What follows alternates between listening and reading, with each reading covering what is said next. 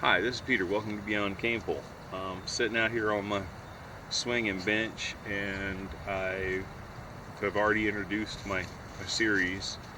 I want to just relate a few things that have happened to me. We're not going to talk about how I survived them. I'm just going to relate a few things that have happened to me.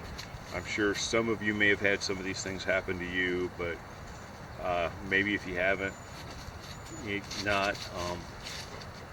I'm just going to say, this is my personal experience. This is things that have happened to me no matter how careful I am. All right. A lot of this has to do with fishing. Some of it has to do with being in a boat of one sort or another. One March, I believe it was March, I went out in my boat, headed to the big area called Crappie Neck on the lake, so you can imagine there's a whole lot of crappie fishing going on. Get out there, get doing some fishing, caught a few fish. I'm heading back, and it is several miles from where I put in, several miles from where you put in to where you can take out, depending on the boat ramp you go to. One of them's a little closer. I didn't use the closest one, so I've got several miles to run. It's cool. I'm wearing a jacket. I'm wearing pants. I'm bundled up somewhat, and it starts to rain. I leave a little bit too late. It'd been overcast all day, but it started getting darker and it starts to rain. Got about 7-8 miles to run on the lake, and yes, run the canal, and yes, I could have done it in my boat. Wouldn't have taken long, but I had gotten soaking wet in that rain. I had to pull off on the side. I made the conscious decision versus running and shivering by the time I was done. Pull off on the side, light a fire, and dry out. To this day, I'm not 100% sure had I tried to make the run with the wind from the boat and as cool as it was and me being wet, if I wouldn't have been hypothermic by the time I got to where I needed to go. That was not necessarily. I wasn't in the situation where I knew I was going to be. I was in the situation where I thought I was going to be. So I stopped and made a fire, dried off, and then made my run. I'm glad I did. Don't get me wrong. I didn't want to risk the experience. Another time, January. I'm in a canoe this time with a buddy.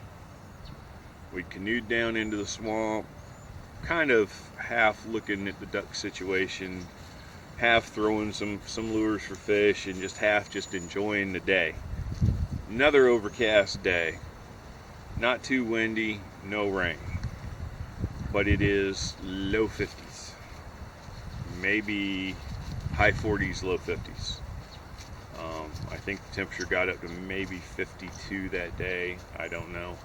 We're coming back in the afternoon. We are miles from the boat ramp. It would take us about 2 hours paddling to get to the boat ramp.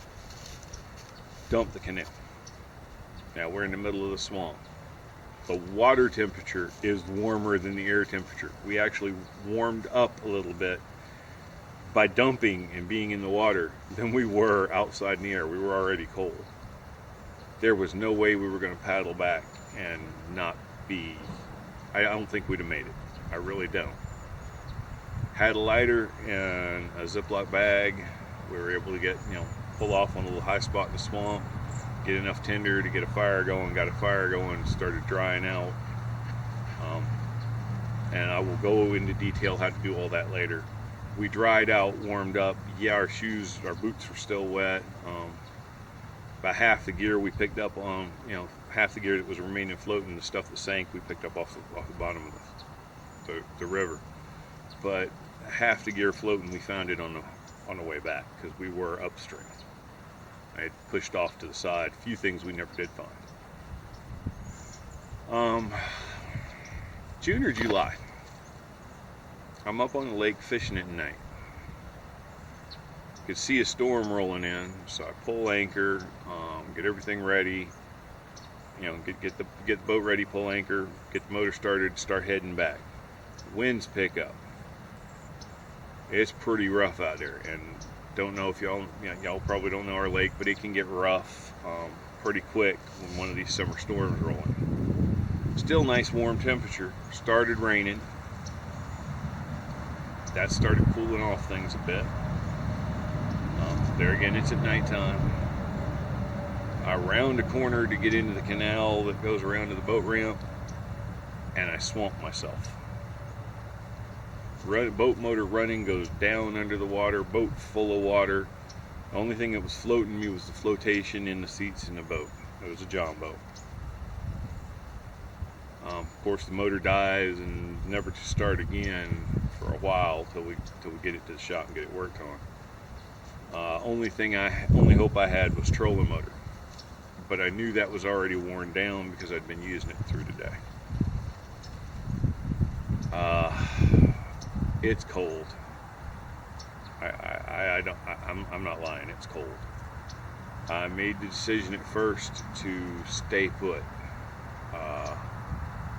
Just anchor up, bail out the boat as much as possible, sleep on one of the boat seats if I could, and wait till somebody come by, flag them down, and hope they could tow me back to the boat ramp. I knew my wife would be worrying about me, shortly after she woke up the next morning. Well, I started getting really cold. Now, I could have went up to the bank and tried to build a fire at night. My flashlight had gotten soaked. It was not as waterproof as I'd hoped.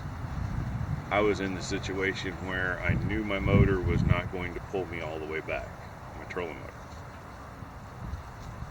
I then jumped in the water knowing that for the most part it would only be about this deep up close to the bank, to knee deep, and I pulled my boat back about a mile to get it closer to the ramp, and I knew the canal, once I got to the canal along the dike, I would have to put my motor down. Now, I also know that this is alligator infested area.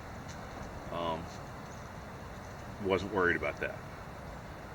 And I step on a glass bottle, or part of a glass bottle, and I put a gash in my foot about that long, probably, I don't know, I'm thinking it was deep. I can't tell you exactly how deep. Needed stitches. There was no more walking, no more pulling the boat, and I'm bleeding a little bit. So I wrapped that up with pieces of my shirt as best as possible. Put the trolling motor down and turned it on high, and it took me another couple hours to get to the boat ramp. I think that's about it. That's about all I'm going to discuss right here. May go into detail on a few other things. Twisted my ankle one time back in the woods and had to make myself a walking stick to make it back. But you can make it back. However, like I say, the whole series here is going to be about doing things that will affect your survival, and being able to hobble back does affect your survival. Thank you for watching. Hope you enjoyed it. I hope you learned something, and I hope the future videos you'll learn a little more.